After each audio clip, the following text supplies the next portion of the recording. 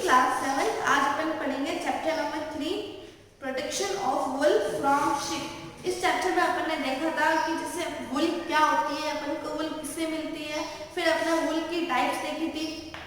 इसकी टाइप में अपन ने थी कश्मीरी, मिसूना, अंगोरा, मोहेर और यार्न। अब देखते हैं कि वुल का प्रोटेक्शन कैसे होता है शिप से। तो अगर आपको वुल चाहिए तो सबसे पहले आपको क्या करना पड़ेगा, शिप्स को रखना पड़ेगा, इसको रियर करना पड़ेगा। तो सबसे पहला स्टेप ये क्या होगा, breeding and rearing of wool. तो रियरिंग ऑफ शिप को अपने घरों में पालना। तो आपने अपने इंडिया कंट्री में कई घरों में देखा होगा कि लोगों के घरों में शिप होती है। तो अपने पास 40 टाइप्स की 40 ब्रीड की शिप है, 40 नस्लों की शिप होती है। फिर है the world approximately 200 types of wool. जो पूरे वर्ल्ड में 200 टाइप्स वुल की टाइप्स पाई जाती है। तो Lohi, Nali, Bakarwal, Marwari, Pathanwadi and Rampur Bushahr are some names of Indian breeds of sheep that yield wool. ये इंडियन ब्रीड्स है, ये कुछ शिप की जो है ब्रीड्स है, इस टाइप की जो ये शिप होती है। तो आप इसमें क्या था, इसमें जैसे कि सबसे पहला था शिप को घरों में रखते हैं, रियरिंग ऑफ शिप। अपने पास 40 जो ब्रीड्स की शिप होती है और जो पूरा वर्ल्ड है वो 200 टाइप्स ऑफ वुल प्रोड्यूस कर रहा है। फिर अपन ने शिप की जो ब्रीड देखी थी, लोही, नाली, बाखरवाल, मारवाड़ी, पठानवाड़ी, रामपुर एंड बुशेर, ये सब क्या है, ब्रीड्स है शिप की। तो फिर अब है major wool producers in the world are. पूरे वर्ल्ड में कौन कौन सी कंट्रीज है जो वुल को प्रोड्यूस करती है। सबसे पहले नंबर पे है Argentina, second south Africa, third Australia and China. अब है certain breeds of sheep have thick coat of hair on the body which yields good quality wool in large quantities। जैसे अपन वुल लेके आते हैं तो अपन को पता कैसे चलता है कि ये वुल जो है अच्छी क्वालिटी की है। तो कुछ शिप होती है, उनकी जो हेयर होते हैं वो कैसे होते हैं, काफी ज्यादा थिक कोट होता है। इसका मतलब ये कि थिक कोट होगा तो वुल भी अच्छी होगी। This sheep are selectively breed. इन जो शिप्स को होता है सिलेक्ट करके ब्रीड किया जाता है। जिससे एक अगर 2 पेरेंट रिक्वायर्ड होते हैं तो उसमें से एक पेरेंट होगा वो अच्छी ब्रीड का होगा। Once the rear sheep have developed a thick growth. एक बार जब शिप में अच्छी सी ग्रोथ आ जाती है, थिक हेयर आ जाता है, तो उसको क्या कर दिया जाता है, शेव कर दिया जाता है ताकि उससे वुल निकाल सके। तो the process of conversion of fibre into wool yarn is an elaborate process and involves the following wool. तो इसमें अपन ने क्या देखा, जैसे जो शिप होती है एक अच्छी क्वालिटी की, अपन उसको सेलेक्ट कर देते हैं और अपन उसको अपने घरों में उसको रियर करते हैं। तो जो अच्छी क्वालिटी की जो शिप होगी तो वो आपको वुल भी क्या देगी, अच्छी देगी। तो उसमें से 2 पेरेंट रिक्वायर होते हैं, तो अपन एक पेरेंट जो है अच्छी ब्रीड का सेलेक्ट कर देते हैं। फिर जैसे ही शिप के ऊपर अच्छी हेयर कोटिंग आ जाती है तो उसको क्या कर दिया जाता है, शेव कर दिया जाता है वुल बनाने के लिए। तो इसमें कुछ स्टेप्स होते हैं, वुल कैसे बनती है। सबसे पहला शेयरिंग है। तो शेयरिंग क्या होगा, जैसे जो है शिप में हेयर कोट अच्छी हो गई, फिर उसको क्या कर दिया जाता है, शेव कर दिया जाता है। तो जो ये शेव करना ही होता है, उसके जो हेयर उतार दिए जाते हैं, उस प्रोसेस को कहते हैं shearing. The removal of wool from a sheep is called shearing. इसको अपन जैसे मशीनों से भी कर सकते हैं और लेजर से भी कर सकते हैं। Producers share their. जो लोग जैसे शीप की जब हेयर ग्रोथ हो जाती है तो जो ये हेयर क्या काम करते हैं, शीप को ठंड से बचाने भी काफी हेल्पफुल है। तो जैसे जब गर्मियों का सीजन आ जाता है तो उनके ऊपर इतनी ज्यादा ये हेयर कोट हो जाता है, इससे उन्हें क्या होता है, काफी गर्मी मिलती होगी। तो क्या करते हैं, जैसे जो समर सीजन, जैसे ही समर सीजन आ जाता है शिप के जो हेयर्स उतार दिए जाते हैं और जब विंटर सीजन तक क्या वापस हेयर ग्रोथ हो जाती है। तो देखिए इससे क्या एनिमल्स को भी उन हेयर से रिलीफ छुटकारा मिल जाता है और जो है अपन को क्या मिल जाती है, वुल भी मिल जाती है। विंटर टाइम में उनको वो ठंड से बचा के रखते हैं उनके हेयर्स और समर में उसको शेव कर दिया जाता है। ये क्या शिप को हार्म भी, इससे कुछ नुकसान नहीं पहुंचता और इससे शिप को दर्द भी नहीं होता है, क्योंकि जो हेयर्स होते हैं ऊपर उतार रहे हैं, उसकी अपर मोस्ट लेयर उतार रहे हैं, जो कि क्या होती है, उसकी सेल्स सारी डेड होती है। तो शेयरिंग में था कि जो हेयर ग्रो हुए उसको क्या करना, उसको उतार उतारना, उसी को कहते हैं शेयरिंग। ये समर सीजन में उतारा जाता है। अब है स्कोरिंग। फर्स्ट प्रोसेस है शेयरिंग, सेकंड है scouring. The sheared skin with thick coat of hair is then washed thoroughly with detergent intends to remove grease, dirt and dust। जो ये thick coat आपने उतारा है हेयर्स का, अब उसको क्या किया जाता है, वॉश किया जाता है डिटर्जेंट में, किसमें, टैंक्स में, ताकि क्या उसका जो डर्ट है, ग्रीस है, उसको आप वूल में से हटा सको। इस प्रोसेस को कहते हैं स्कोरिंग। अर्लियर जो पहले स्कोरिंग की जाती थी वो टैंक्स में की जाती थी, लेकिन आजकल जो है मशीनों में भी की जाती है। थर्ड है ग्राइंडिंग एंड सॉर्टिंग। देखिए आपने सबसे पहले क्या किया, हेयर्स उतार दी, फिर आपने उसको अच्छे से वॉश कर दिया उसमें से ग्रीस, डर्ट को हटाने के लिए। फिर थर्ड क्या है, ग्राइंडिंग एंड सॉर्टिंग।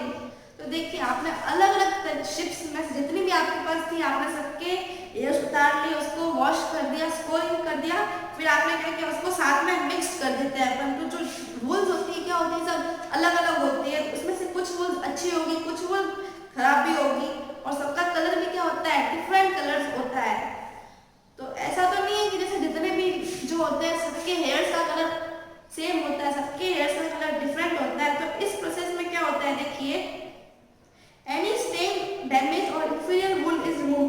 कोई है ऐसे जैसे वूल है जिसके ऊपर कोई दाग लगा हुआ या फिर डैमेज है या फिर वो वूल अच्छी नहीं है, तो सबसे पहले क्या कर दिया जाता है, उस वूल को वहां से हटा दिया जाता है। फिर जो आपने सेलेक्ट की है वूल, उसको क्वालिटी के ऊपर उसको क्या कर दिया जाता है, सॉर्ट कर दिया जाता है, सेलेक्ट कर दिया जाता है। जैसे इतनी सारी वूल ले ली, फिर आप उसमें से जो खराब थी वो आपने हटा दिया, फिर उस वूल में से भी सिलेक्ट किया जाता है कि ये हाई क्वालिटी की बन सकती है या ये उससे थोड़ी इंफीरियर क्वालिटी की वूल बन सकती है।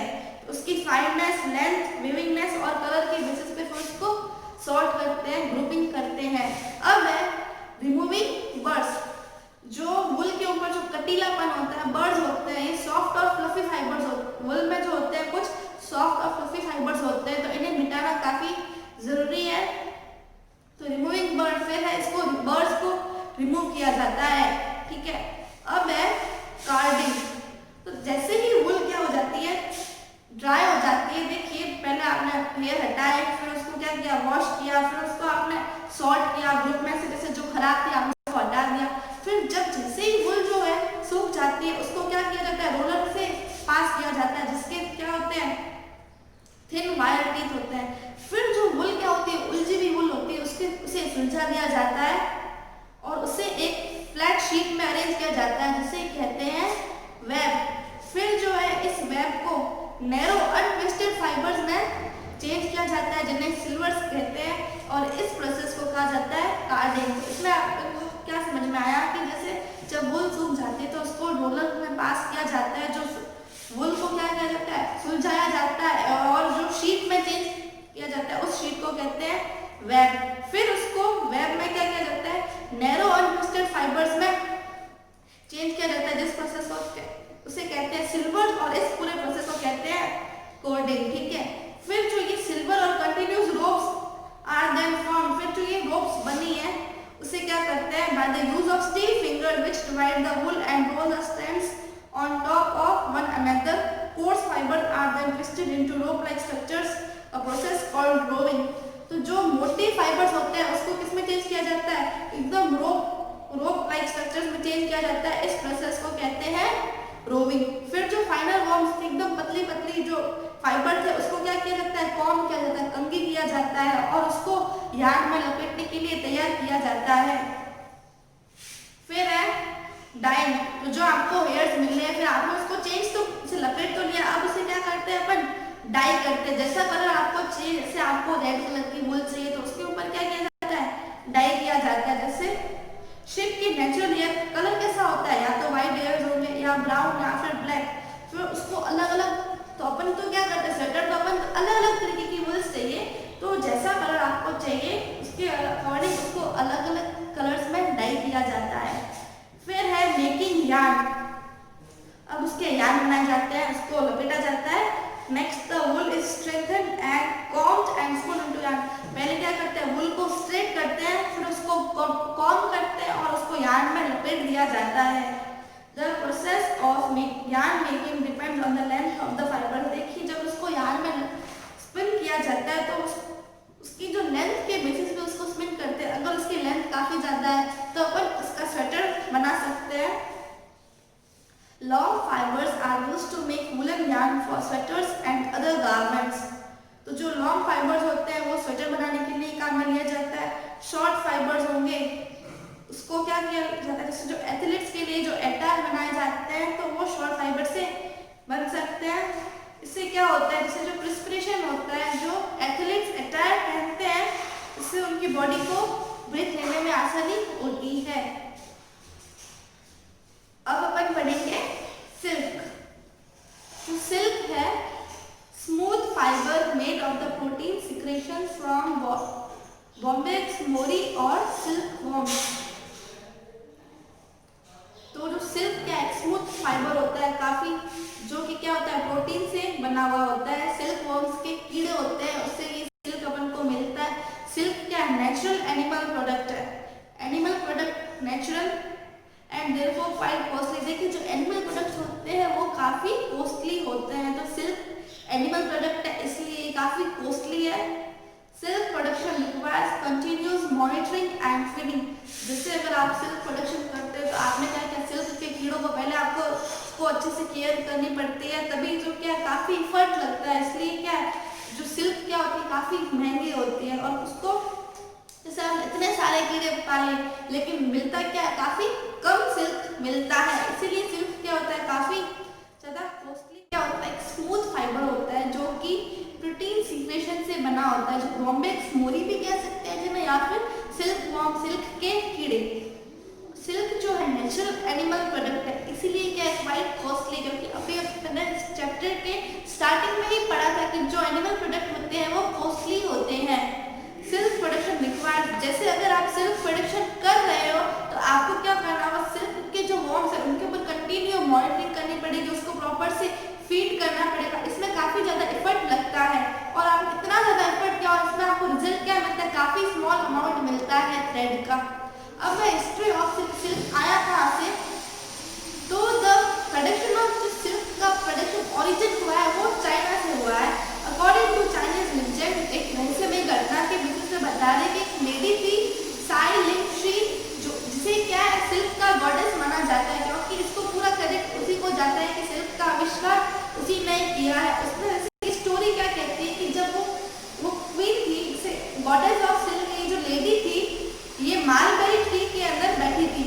एक्सीडेंटली क्या हुआ, एक फूल है जो उसके चाय के टी के कप में आके गिर गया, तो उसने उस कीड़े को अच्छे से नोटिस किया। उसने देखा कि देखो कैसे ये थ्रेड बना रहा है, तो फिर उसने ये एक्सपेरिमेंट किया सिल्क वॉर्म्स के, और भी बहुत सारे एक्सपेरिमेंट किए। इसलिए उसने क्या कर दिया, सिल्क का आविष्कार कर दिया।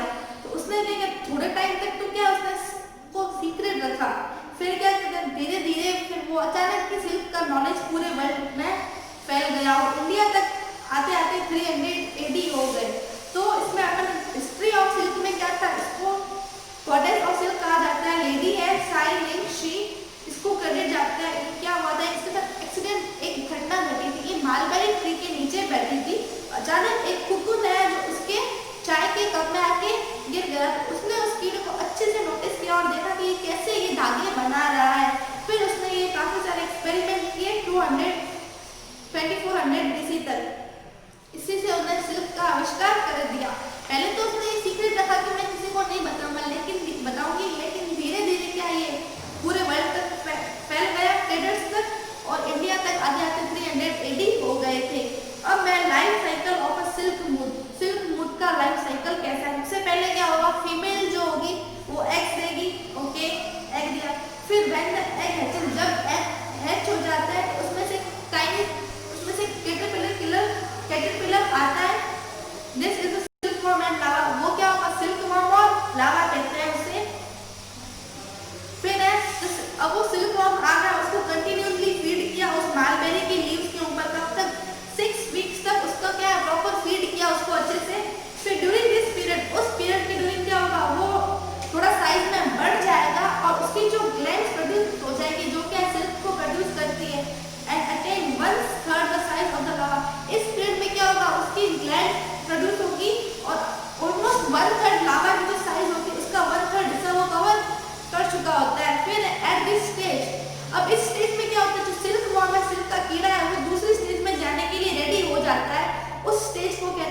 pupa.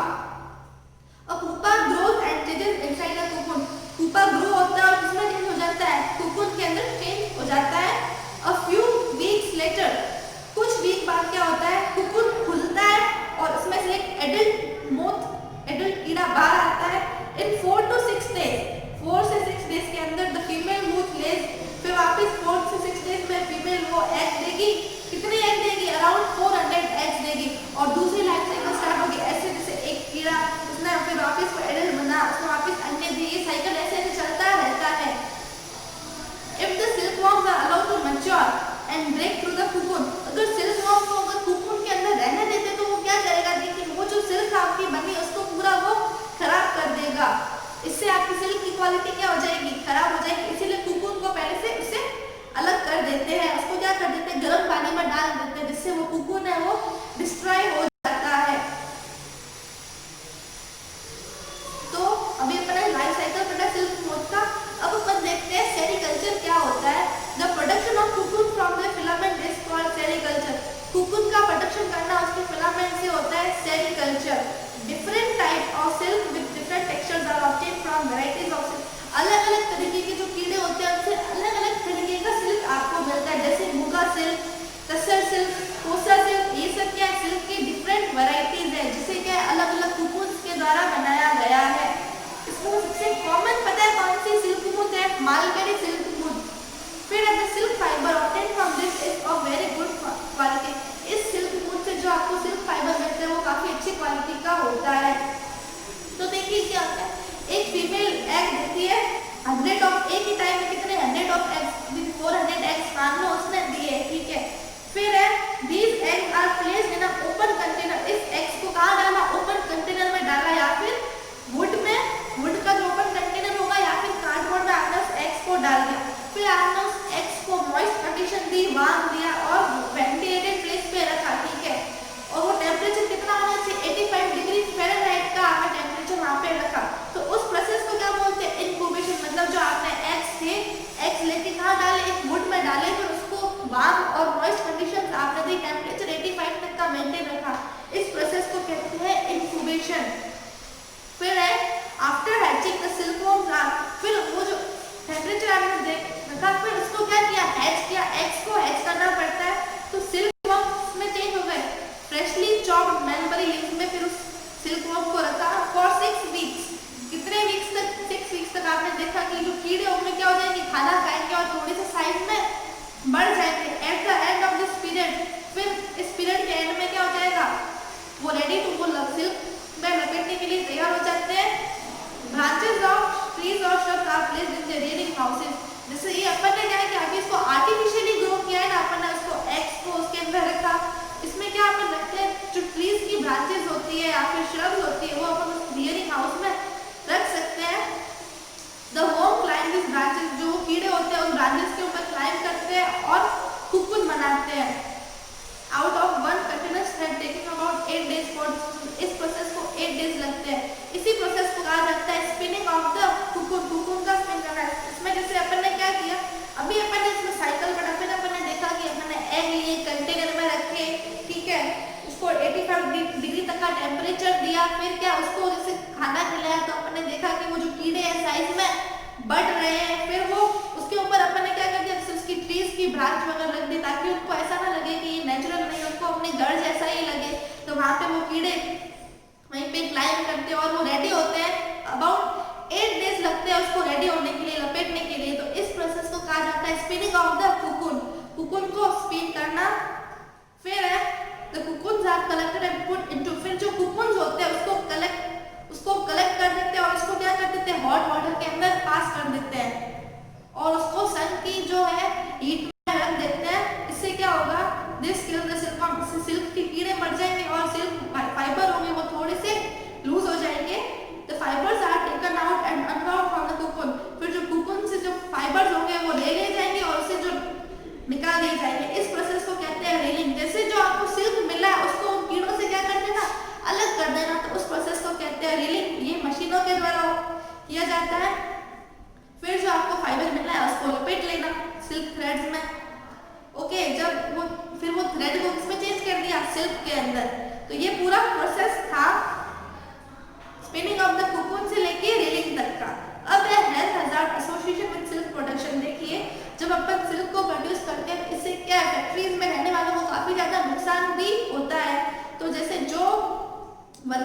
इंडस्ट्री में एम्प्लॉयड है वो उन्हें काफ़ी सारे डिसीजेज हो सकते हैं, क्योंकि देखिए जब फैक्ट्री में होगा तो काफ़ी काम होता है, जैसे स्टीमिंग होती है, कुकिंग होती है, रीडिंग होती है, इनसे उन्हें क्या हो सकती है, ब्रीथिंग प्रॉब्लम हो सकती है, अस्थमा जैसे, या फिर मशीन चलती है तो वहाँ पे क्या होती है, आवाज़ भी काफ़ी ज़्यादा हो सकती है, तो उनके जो हियरिंग डैमेज भी काफ़ी ज़्यादा उन्हें हो सकता है। तो और सब टाइप क्या होता है, जो लोग वूल इंडस्ट्री में काम करते हैं वो एक बैक्टीरिया से अफेक्ट हो जाते हैं, उस डिजीज को कहा जाता है एंथ्रेक्स। इससे क्या होगा, उसकी बॉडी से उसको जो है ब्लड डिजीज हो जाएगा, उस डिजीज को कहते हैं सॉल्टर्स डिजीज। तो जो आपको ये आप टेबल बनाई हुई है आपको पढ़नी, इसमें जैसे क्या होगा, एक फाइबर का नाम दे रखा है, फिर उसकी बर्निंग कैरेक्टरिस्टिक कैसी है, उसकी स्मेल कैसी है, और